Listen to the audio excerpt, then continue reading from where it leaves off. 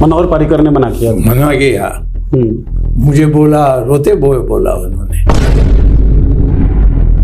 5 Rafale Bharat के 5 जहाज गिराए गए। हाँ, तो उनको पता है कि किन किन लोगों ने मुझे आकर मटेरियल दिया है। You have the solid sources. Naturally ये प्लेन जो है रफाल, ये हमारी प्रैक्टिस के लिए हो सकता है, वॉर के लिए नहीं। वॉर में कभी नहीं टिक सकती। ये कैसी राष्ट्रवादी सरकार है और क्या ये सेना के साथ भी धोखा कर रही है? ये राष्ट्रवादी सरकार नहीं है, क्योंकि ये एक व्यक्ति के आदेश पर चल रहा है। सितंबर में कुछ निर्णय होगा, उस समय आप पूछ सकते हैं मुझसे इस तरह का निर्णय।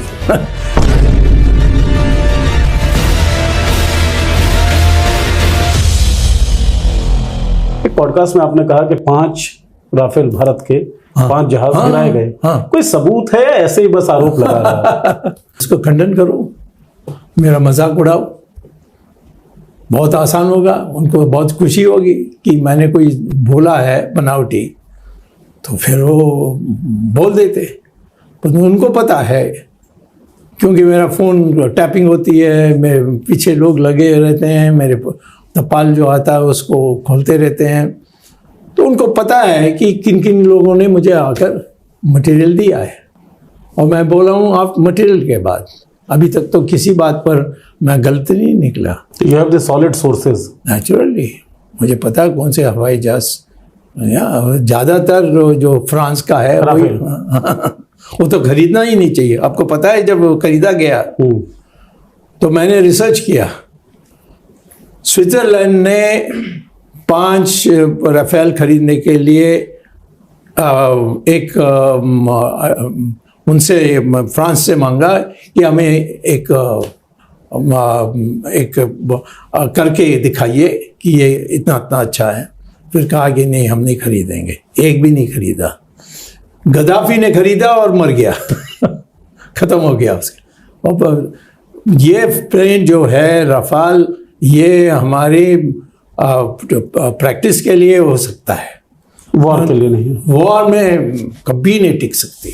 तो क्या व्यापारिक धंधा था कुछ? नहीं, इसमें जो होना चाहिए, जो उसमें मैं कहता हूँ कि मेरा बहुत बड़ा दोस्त था वो, जो विदेश, वो स्टूडेंट था IIT में बॉम्बे में, और फिर हमारे डिफेंस मिनिस्टर बना। नाम जानते हैं आप? जो गोवा के थे, फिर मर गए। पर्रिकर साहब। पर्रिकर, मनोहर पर्रिकर, बहुत पढ़ा लिखा जी। जब ये राफेल खरीदा जाना था, उसने कहा नहीं खरीदना चाहिए।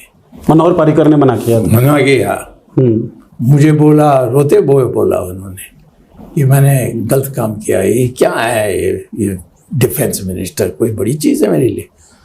और बाद में चले गए थे वो वापस, परंतु पता नहीं कि उसको सडनली क्या उनके पेट में गया, मर गए। तो वो तो पुस्तक लिखने वाले थे। कोई एलिगेशन? मैं कोई एलिगेशन नहीं कर रहा हूँ, मेरे पास कोई सबूत नहीं है। इतना ही कह सकता हूँ कि वो मेरे घनिष्ठ मित्र थे, मेरे विद्यार्थी जैसे थे। जब मैं बम्बई से लोकसभा जीता तो 2 बार, तो ये मेरे इसमें काम करते, क्यों RSS के थे। RSS मुझे मोदी को कहेंगे कि इसको खरीदना नहीं चाहिए, मोदी सुनेगा बट करेगा नहीं कुछ। आज भी ऐसे ही है। उनको एक ही बार बुलाया है फिलहाल। अब मैं अभी आपको कह सकता हूँ कि सितंबर में कुछ निर्णय होगा, उस समय आप पूछ सकते हैं मुझसे। किस तरह का निर्णय सर? हाँ, किस तरह का निर्णय? जो निर्णय होना चाहिए वो होगा। होना चाहिए होगा तो देश सुधरेगा, नहीं तो अच्छा, इतना हिंट दे दीजिए, संगठन के स्तर पे होने वाला है या सरकार के स्तर पे?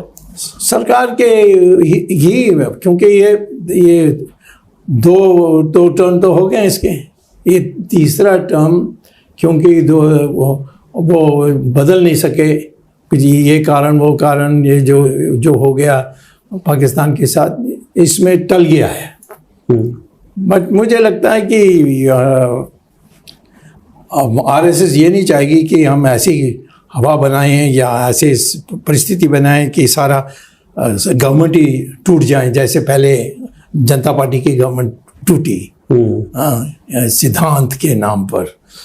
वैसे यहाँ नहीं होना चाहिए। और हैं हमारे पार्टी में अभी गठबंधन में, जैसे जो आंध्रा के हैं चंद्रबाबू नायडू, नीतीश कुमार, ये सब लोग एक अलग पार्टी आरएसएस को बिना बना सकते हैं और आरएसएस की टारगेट कर सकते हो। आरएसएस इसीलिए आखिर में ये आरएसएस का काम नहीं है, क्योंकि आरएसएस ने पार्टी जनसंघ बनाई थी और मैं पहले जनसंघ में ही आया था। जनसंघ बनाई थी तो उस समय इसीलिए बना। क्या पाकिस्तान की स्थिति फिलहाल इंटरनेशनल प्लेटफॉर्म पर भारत से मजबूत हो रही है? मैं कहता हूं कि नरेंद्र मोदी मूर्ख है। पड़ोस इतना कैसे गड़बड़ हो गया हमारा? क्योंकि तुम डरपोक हो। चाइना को कह सकते हो, लाल आंखें तो दिखा ही रहे थे। लांग दिखाया किसको? तुम्हें दिखाया, अखबार वालों को दिखाया। वहां से क्यों नहीं आपत्ति आती है? वहां क्या लालच? क्योंकि ये इसके बारे में उनके पास इतने बड़ी दस्तावेज है चाइना के पास। अगर इंटरनेशनल प्लेटफॉर्म पर भारत से मजबूत हो रही है, मैं कहता हूं कि नरेंद्र मोदी मूर्ख है। ये सब इनकी जरूरत क्या थी? जब आप चले गए थे पाकिस्तान के अंदर, पाकिस्तान का खुलेआम सपोर्ट किया, समर्थन किया। जानता हूं। श्रीलंका से लेकर बांग्लादेश तक चाइना अपने आप को मजबूत कर रहे हैं। इवन नेपाल के साथ भी हमने बॉर्डर टेंशन देखा। पड़ोस इतना कैसे गड़बड़ हो गया हमारा? क्योंकि तुम डरपोक हो। चाइना को कह सकते हो, लाल आंखें तो दिखा ही रहे थे। लांग दिखाया किसको? तुम्हें दिखाया, अखबार वालों को दिखाया। हम किसी चाइना को तो नहीं दिखाया। चाइना को कहेगा तो जब चाइना बोलेगा कि जब तुम मुख्यमंत्री थे, तुमने जो भी किया उसका हमारे पास वीडियो है, वो दे देंगे। आप जानते नहीं हैं कि हम कितने निकट थे चाइना के, क्योंकि मैं चाइना बोलता हूँ, चाइनीज बोलता हूँ। मैं प्रोफेसर रहा हूँ। आपको पीएचडी का वर्क? हाँ, मेरे पीएचडी भी थी। और भी ये है कि वहाँ के स्टूडेंट्स जो हार्वर्ड में आते थे वो मेरे नीचे काम किया और फिर वहाँ जाकर के सरकार में बड़े पद पा की। तो मैं 16 बार चाइना होकर आया। जिस दिन इन्होंने पार किया उस दिन मैंने चाइनीज की जो मुखिया है उसको कहा कि वाह, how can you do this, ये आपने कैसा कर दिया? तो उन्होंने कहा कि कोई आपत्ति तो आपके गवर्नमेंट से तो नहीं आ रही है। वहां से क्यों नहीं आपत्ति आती है? वहां क्या लालच? क्योंकि ये इसके बारे में उनके पास इतने बड़ी दस्तावेज है। चाइना के पास? आप कह रहे हैं अमेरिका के पास भी डॉक्यूमेंट्स हैं, चाइना के पास भी? इसीलिए दोनों के सामने कुछ नहीं बोल सकता। कहता युद्ध विराम, हाँ भाई युद्ध विराम। चंद सेकंड के बाद चलते हैं वीडियो के बकिए से की तरफ। आखिरकार एक एक कर मान ही गए कि पाकिस्तान ने राइफल गिराए थे। आइए आपको दिखाते हैं कि इसके ऊपर भारतीय मीडिया मजीद क्या कहता है। लेकिन आगे बढ़ने से पहले जो दोस्त चैनल पर न्यू है, चैनल को सब्सक्राइब जरूर कर लीजिएगा। आज राहुल गांधी ने पीएम मोदी को भरी संसद में मोदी के सारे खोखले जुमलों का पर्दाफाश कर दिया। मोदी जी बेचारे बार बार पानी पीकर अपना होश संभाल रहे थे, लेकिन राहुल गांधी उन पर सवालों के तीर मार रहे थे। तो आज शाम यहां प्रधानमंत्री को कह देना चाहिए, Donald Trump is a liar, झूठ बोल रहा है डोनाल्ड ट्रंप। दोस्तों, यह खबर सुनकर आपकी आंखों में आंसू आ गए होंगे और दिल में भी गुस्सा आ गया होगा, है ना? तो चलिए पूरी खबर को शुरू से लेकर अंत तक ऐसे अंदाज में देखते हैं जिससे आप पूरे वीडियो में हमारे साथ बने रहेंगे। और हाँ, वीडियो को लाइक और सब्सक्राइब भी जरूर करें। आज संसद में जो हुआ वो किसी स्क्रिप्ट का हिस्सा नहीं था, वो सत्ता के उस घमंड का पर्दाफाश था जो अब 56 इंच के नारे से सिकुड़कर मौन योग में बदल चुका है। राहुल गांधी आए, बोले और इस बार ऐसा बोले कि सत्ता पक्ष के चेहरे का रंग वही हो गया जो 2019 में हार के बाद कांग्रेस का हुआ था, पीला, सूखा और बोलती बंद। ऐसा लग रहा था जैसे राहुल गांधी ने कोई पुरानी पेन ड्राइव संसद के सिस्टम में डाल दी हो, जिसमें सारे अधूरे सवाल, दबे हुए घोटाले और लिपे पुते रिश्तों की फाइलें फिर से खुल गई हों। उन्होंने ट्रंप का नाम 29 बार लिया। नहीं, मजाक नहीं कर रहा, 1, 2 नहीं, पूरे 29 बार। ऐसा लग रहा था जैसे संसद नहीं कुश्ती का अखाड़ा हो और राहुल बोल रहे हों। अगर मोदी जी में 50% भी इंदिरा गांधी की रीढ़ बची है तो ट्रंप का नाम लेकर कहिए, यू आर अ लायर। लेकिन मोदी जी, हमारे गले में खराश है, हम पानी पी लें? साहब, पानी नहीं, हिम्मत कीजिए, ये संसद है, पानी पूरी की दुकान नहीं जहां स्वाद बिगड़ते ही पानी पीकर बात टाल दी जाती है। राहुल गांधी ने पूछा, चीन हमारी जमीन पर बैठा है, ट्रंप भारत की विदेश नीति का मजाक उड़ा रहा है, पाकिस्तान का जनरल अमेरिका में बिरयानी खा रहा है और आप बस कविता सुना रहे हैं। यह संसद है या फिर कोई कॉमेडी कंसर्ट जहां जवाब देने की बजाय नेता जोक मारकर विपक्ष की चिंता को मूक तमाशा बना देते हैं। प्रधानमंत्री ने ट्रंप का नाम नहीं लिया, चीन का नाम नहीं लिया, मगर राहुल गांधी का नाम जरूर लिया, और वो भी मजाक उड़ाते हुए, जैसे कोई स्कूल का बच्चा मास्टर से पिटकर कहे, मैडम पीछे वाला परेशान कर रहा था। इस जवाब ने संसद को भाषण का मंच नहीं, बच्चों का झगड़ालू ग्रुप बना दिया, जिसमें गंभीर सवालों पर कोई गंभीरता नहीं, बस आत्ममुग्ध हंसी है। अब जरा सोचिए, अमेरिका में पाकिस्तान का वही जनरल मुनीर जो भारत पर आतंकी साजिशों का मास्टरमाइंड रहा है, व्हाइट हाउस में मेहमान बनता है, ट्रंप उसे बैठाकर डिनर कराते हैं और हमारे प्रधानमंत्री इस पर एक शब्द नहीं बोलते। विदेश नीति की बात करने वाले उस समय कहां थे जब भारत के विरोधी अमेरिका में लाल कालीन पर चल रहे थे और भारत के प्रधानमंत्री ट्रंप से पुरानी तस्वीरें ट्वीट कर रहे थे। राहुल ने संसद में कहा, अगर आप में आत्मसम्मान है तो संसद में खड़े होकर ट्रंप को झूठा कहिए, Trump you are a liar. मगर साहब, ये बोलने के लिए 56 इंच की बात नहीं, रीढ़ चाहिए, वो रीढ़ जो शायद बोलने से पहले समझने में खर्च हो चुकी है। जब राहुल गांधी ने अडानी का जिक्र किया तो कैमरा नीचे झुक गया, स्पीकर ने माइक म्यूट कर दिया और सत्ता पक्ष हंगामा करने लगा, जैसे अडानी शब्द अब संसद में सेंसर्ड हो चुका हो। अब संसद टीवी भी स्क्रिप्टेड शो का हिस्सा हो गया है, जहां जनता को विपक्ष की आवाज नहीं, बस सत्ता का साउंड बाइट सुनाई देता है। कैमरा वहीं घूमता है जहां प्रधानमंत्री बैठे हों और विपक्ष चाहे कुछ भी बोले, जनता तक नहीं पहुंचता। लोकतंत्र अब टीवी रिमोट के हिसाब से नहीं, कैमरा एंगल के अनुसार तय हो रहा है। राहुल गांधी का भाषण अगर किसी बात की मिसाल था तो वो था सत्ता की आंखों में आंखें डालकर सच बोलने की हिम्मत। अब बात करें मीडिया की तो रात 9 बजे का शो खोलिए, टॉपिक है राहुल गांधी संसद में चप्पल पहनकर क्यों आए, या फिर क्या कांग्रेस देश को बदनाम कर रही है। फिर आती है फुल स्क्रीन ग्राफिक्स, राहुल की फोटो, उसके पीछे आग, नीचे लाल बैंड, भारत विरोधी एजेंडा, एंकर चिल्लाता है, राहुल ने ट्रंप को लाया संसद में, क्या ट्रंप राहुल का नया नेता है। और पैनल में बैठे हैं 5 बीजेपी प्रवक्ता, एक एंकर, एक पत्रकार और एक कांग्रेस प्रवक्ता जिसे 38 सेकंड दिए जाते हैं, बाकी सब मिलकर चिल्लाते हैं। मुद्दा ट्रंप पर था, डिबेट पहुंच जाती है इंदिरा गांधी के टाइम पर। सवाल होता है, चीन ने जमीन कैसे ले ली, जवाब होता है, नेहरू ने गलती की थी। अरे साहब, अगर आज भी जवाब नेहरू है तो फिर आप क्यों बैठे हैं वहां। और अब सबसे खतरनाक बात, जनता की चुप्पी।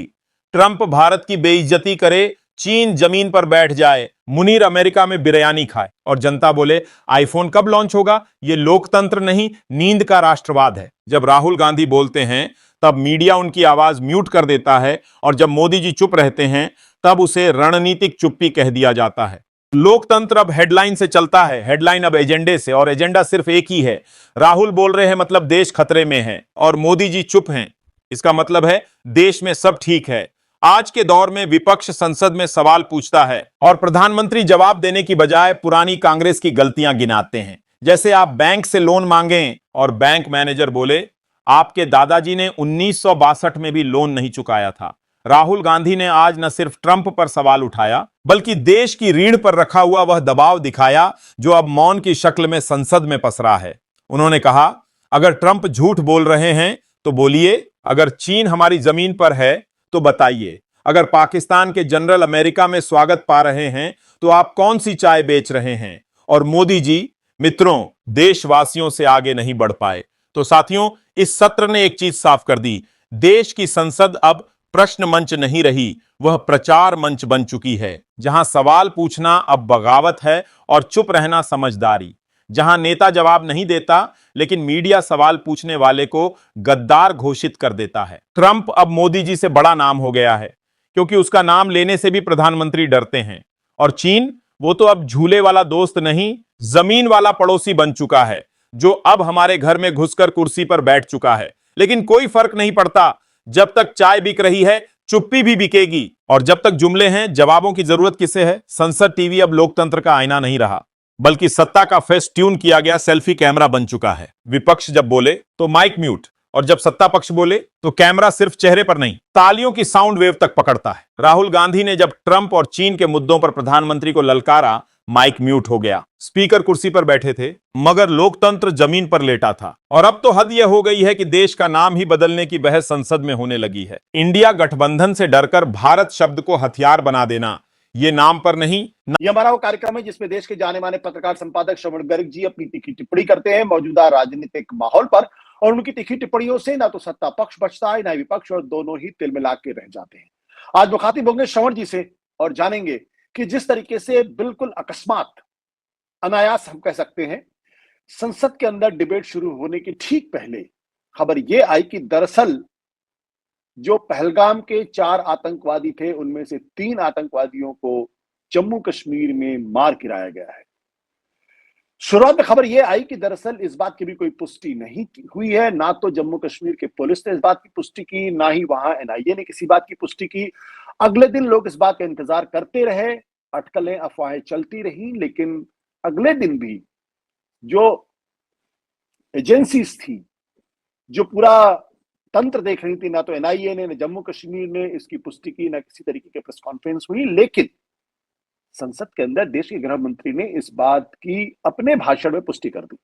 उन्होंने साफ तौर पर कहा कि 4 में से 3 आतंकवादी, जिनमें से एक सुलेमान इलियास फैजल जट, दूसरा हमजा अफगानी और तीसरा जिब्रान, ये तीनों पाकिस्तानी नागरिक हैं, लश्कर तैयबा से जुड़े हुए हैं और इनको मार गिराया गया है।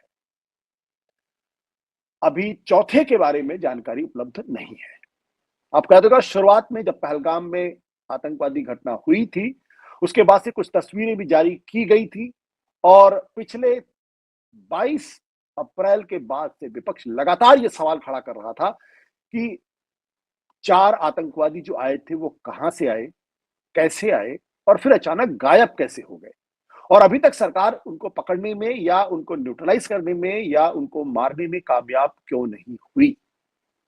लेकिन बजट के, माफ करिएगा, डिबेट के ठीक पहले इस खबर का आना कुछ लोगों के मन में संदेह भी पैदा करता है। इस ओर इशारों में अखिलेश यादव ने जब वो भाषण दे रहे थे तो उन्होंने कुछ इशारा भी किया टाइमिंग को लेकर। किसी ने ये नहीं कहा कि दरअसल ये घटना गलत है या सही है, लेकिन टाइमिंग को लेकर सवाल विपक्षी पार्टियों में उठाए हैं। इसी के बारे में आज हम चर्चा करेंगे। श्रवण जी इस वक्त हमारे साथ मौजूद है। श्रवण जी, आपका बहुत बहुत स्वागत है। जी सर।